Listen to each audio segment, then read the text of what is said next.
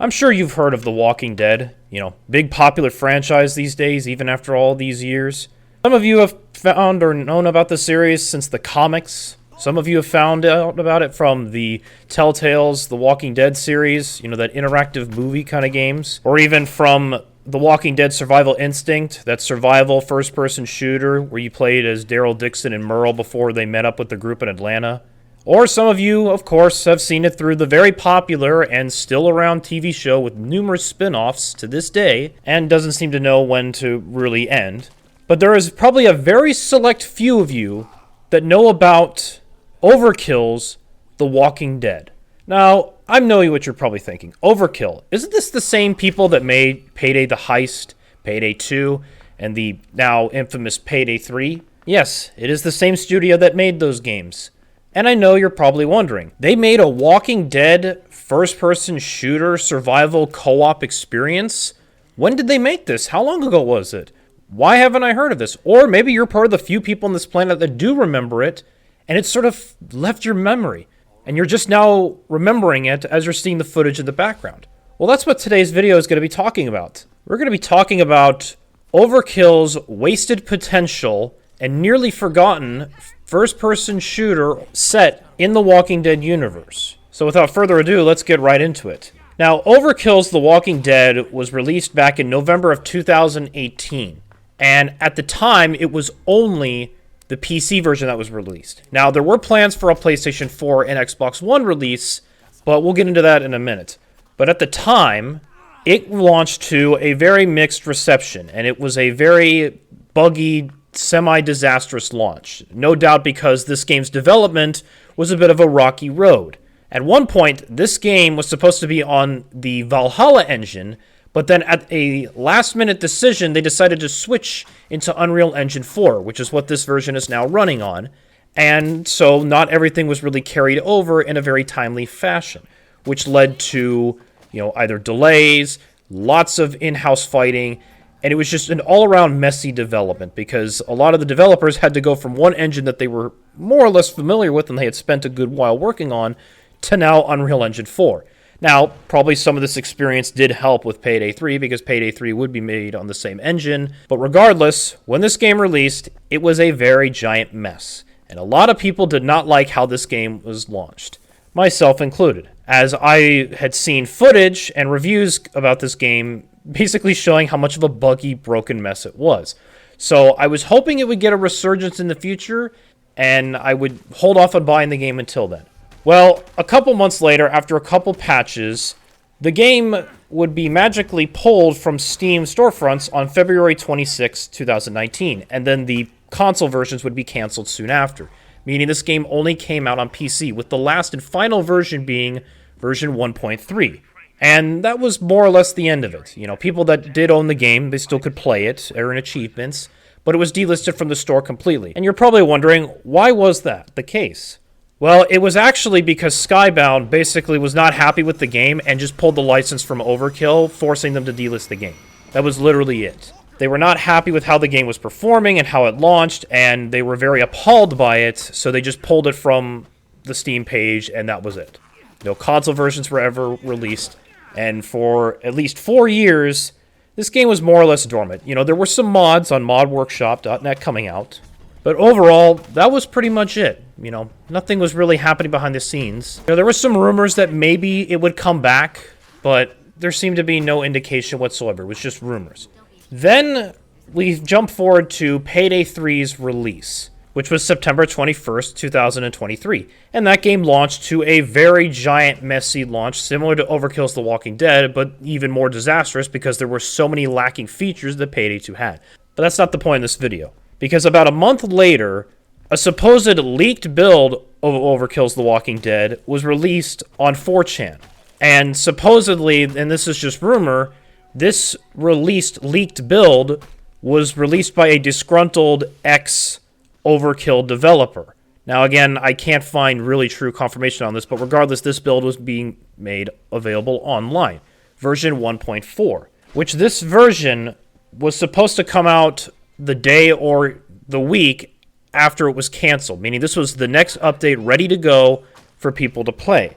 Unfortunately, that didn't happen officially, But what this build contains is a new character. This character's name is Tanner, and a few new levels, with sadly a cliffhanger that was never resolved because it wasn't in development or it just never hit that phase.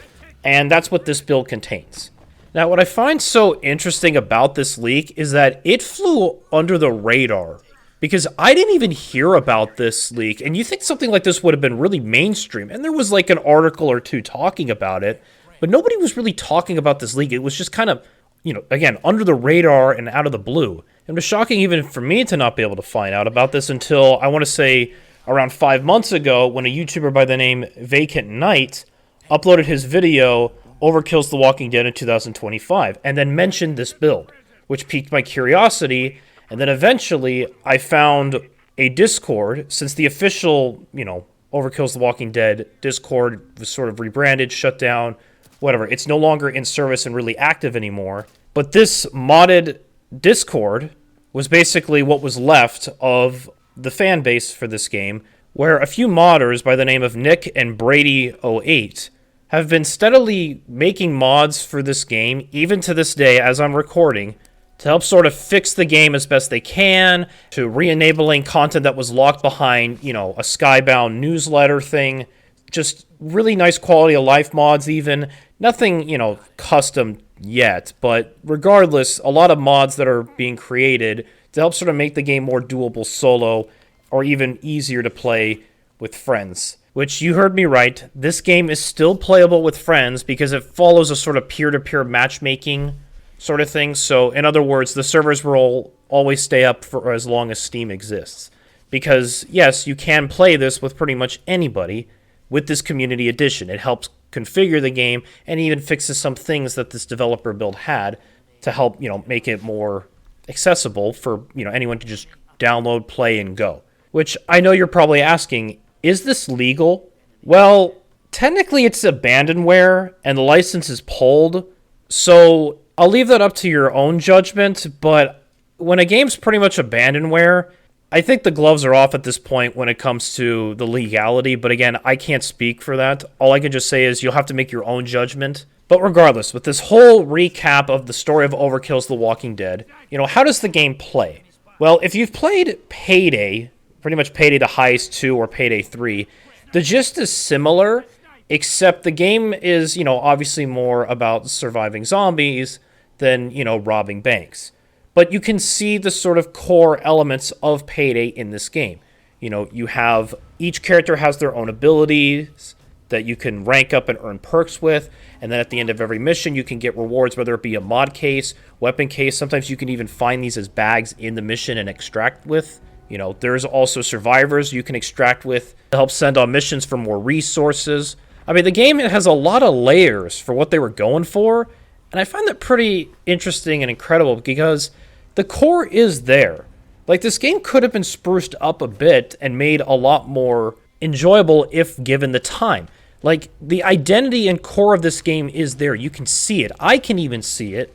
It's just what's left is some bloatware and grind, because they literally made the weapon system in this game. You have different rarities. You got your common, uncommon, rare, legendary, epic. Like, you got all these different tiers of weapons, and it's kind of stupid because it's pretty clear and apparent that this was following the Destiny trend at the time. And I think even someone in the Discord mentioned that, yeah, they literally said internally at Overkill, we're going to make it similar to Destiny because we want to get on that bandwagon. So it's a weird system, I know, but it's here, and it's part of the game, but still, the game can be a little grindy in certain ways, which does make the game a little bit less enjoyable, especially when you're playing it solo, because this game was not scaled for solo, flat out, which is why it's recommended to play with others, and it was a 4-player co-op experience. But it does suck that they never created a sort of way for solo players to play it by themselves and have it scale appropriately.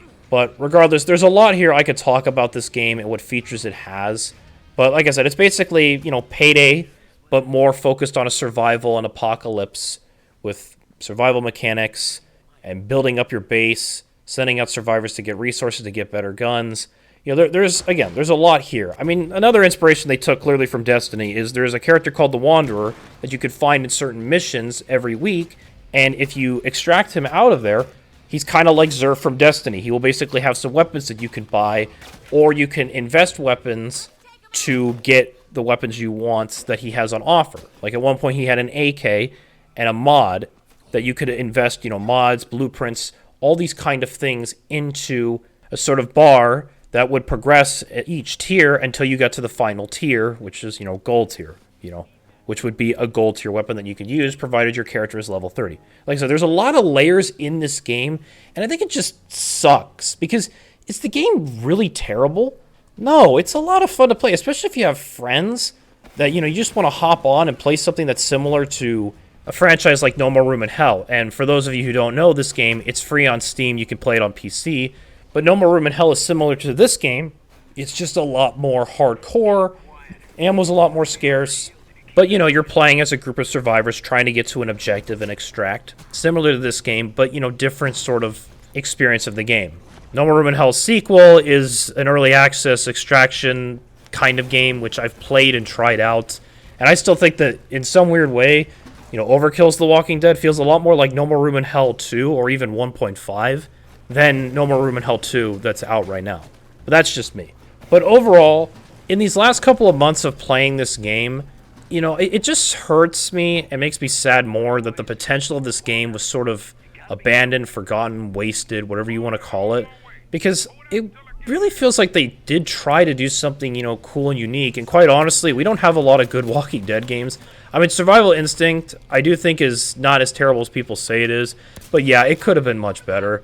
And I know we have a Walking Dead VR game, but it's just not, it's not the same kind of thing. And then there's, Walking Dead Destinies, which we don't even talk about that game. And then there's just these other mobile Walking Dead games that we have. And then there's Telltale, Walking Dead interactive movie kind of games. But there's nothing like a good first-person shooter all around that, feels like this game. And, No More Room in Hell is definitely similar, but this is a lot more arcadey and a lot more easier to pick up, that I argue. Even though there's a lot of stuff that this game throws at you, and there is a tutorial, which is exclusive to this version, by the way. 1.3 did not have a tutorial from what I'm told, so they did finally get a tutorial out there to kind of explain things to people. But again, it does make it all the more sad that this game never really got to see its potential, and I do think there is a lot of hope. Because I want to give a shout out to, once again, Nick and Brady08 for making the mods that they have, and they are continuing work still on making mods. And there's some other people throwing their hat in the ring, other modders out there whose names are slipping me, unfortunately, right now. But regardless, there's a lot of people putting a lot of effort into, wanting to fix this game up, spruce it up a bit, to maybe one day realize that potential. And I know it's not going to be easy, and I'm not expecting, the stars and moons from the modders here. But I'm just really appreciative and grateful for all the work that they're doing right now and what they're continuing to do even then. Because it's not easy to mod anything. And I always want to make sure modders are given credit for taking time out of their own day, out of their own personal schedule, to work on a game that they have some form of passion of to hopefully make it a better experience. And maybe, who knows, get some more people involved with playing it. So I will leave a link to the Discord in the description, as well as a link to the website where you can try out this community edition if you want to, again, give this game a shot. But that's all I really have to say about this game. I definitely want to start recording more footage of this game and throwing it in the background. I've wanted to talk about this game for a hot minute. I just was thinking of a good time to make and record this video, and I think now feels like a good time. But, I'll probably get some footage of this from time to time just to kind of, throw it out there a bit more. Because there's not really a lot of videos that talk about this game, and I feel like there's been an increase of people joining the Discord server here, and I feel there's going to be more and more people coming in just by the join patterns recently, I've noticed. So it seems like a lot of people are discovering this. So really looking forward to seeing what this game's future will bring. So anyway, I think that's all I have once again in this video. Feel free to like, comment, subscribe, hit that notification bell to know when I go live. We're still on the road to 300 subscribers, but I've decided I'm not going to put a time frame on this anymore. I think let's just throw the goal out there, and let's just get to it as soon as we can. So anyway, I will see you guys later with another video. Y'all take care and have a good rest of your day.